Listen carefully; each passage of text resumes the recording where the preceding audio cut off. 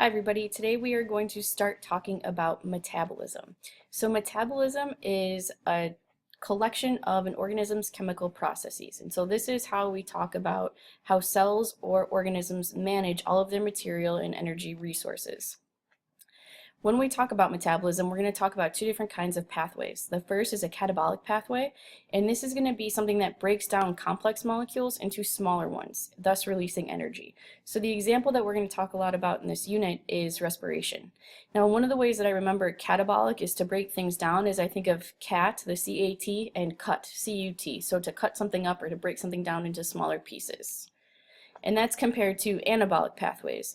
Now these are pathways that consume energy and they build complex molecules from smaller ones. So again, our example for this unit will be photosynthesis. And I think of anabolic like adding. You are taking these smaller molecules and you're adding them together to make a bigger molecule. So now we want to talk a little bit about energy. We're going to be focusing a lot on energy, how it's used, how it's made within cells. So energy is the ability to do work, which when we talk about cells, a lot of it is ability to rearrange a collection of matter. We're going to talk about three different forms of energy. They are kinetic, potential, and activation energy. So here is a quick little animation all about energy. So we have a guy who's climbing a ladder. As he climbs the ladder, that kinetic energy is converted to potential. At the top, he has more potential energy. And if he falls, that potential energy is converted to kinetic. Now he's on the ground and his potential energy is much lower. Alright, so kinetic energy is the energy of action or motion. So he had kinetic energy when he was climbing up the ladder, and then also when he was falling because he was moving. Potential energy then is stored energy or the capacity to do work. So when he was at the top of the ladder, he had more potential energy because he had essentially a farther distance to fall to get back down. So he ended up having that energy stored due to his location. Now activation energy is a little bit different. This is the energy that's needed to convert potential energy into kinetic energy. And we're going to talk a lot about activation energy and how it's used in all of these biochemical processes within cells. So since we're talking about energy, we also have to understand how energy works and the laws governing energy. And so this is going to be a review from last year, and we're going to talk very quickly about the laws of thermodynamics.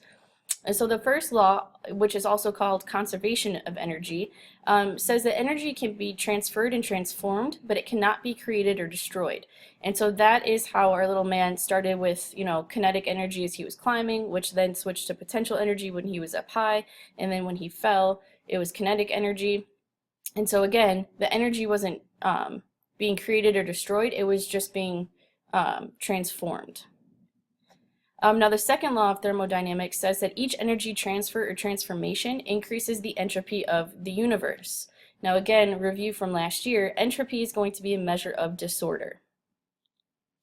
And so what we have talked about, as a quick summary, is essentially that the quantity of energy in the universe is constant, but its quality is not. So you can change the type of energy, but it's always going to be the same amount of energy within the universe. All right, moving on to free energy. Again, review from last year. So this is the portion of a system's energy that can perform work. And so we have an equation that helps us look at free energy. So here's, we're looking at G, which is the free energy of the system. And the free energy of the system is going to depend on the total energy of the system, the temperature in Kelvin, and then the entropy of a system. All right, so free energy is the energy sort of that an organism has left over in order to do work.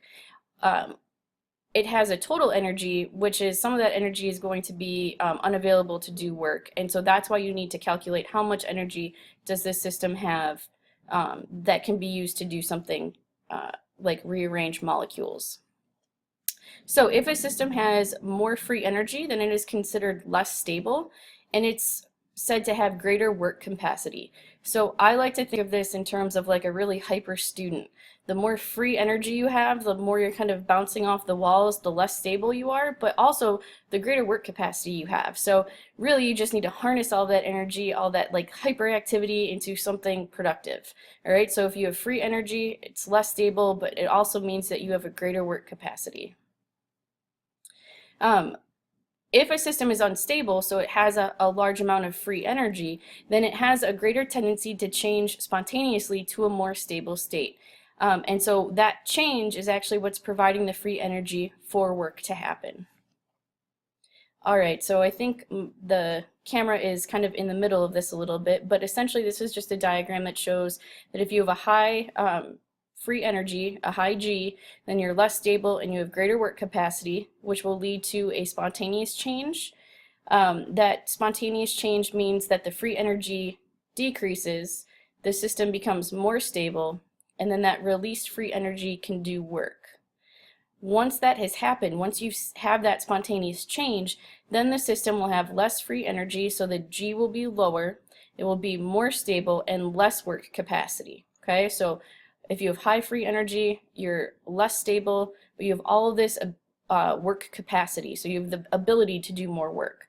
Okay, once you go through that spontaneous change, that free energy decreases, you become more stable, and that free energy is released so that work can be done. And then after that spontaneous change, system has lower free energy, it's more stable, less work capacity.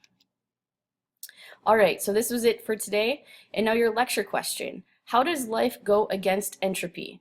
So we talked about entropy as being a measure of disorder within the universe, but think about how life is and how organized it is. How does this idea of entropy and life, how do they not quite work together? So think about how does life go against entropy, and send me an email with your answer. All right, thanks guys.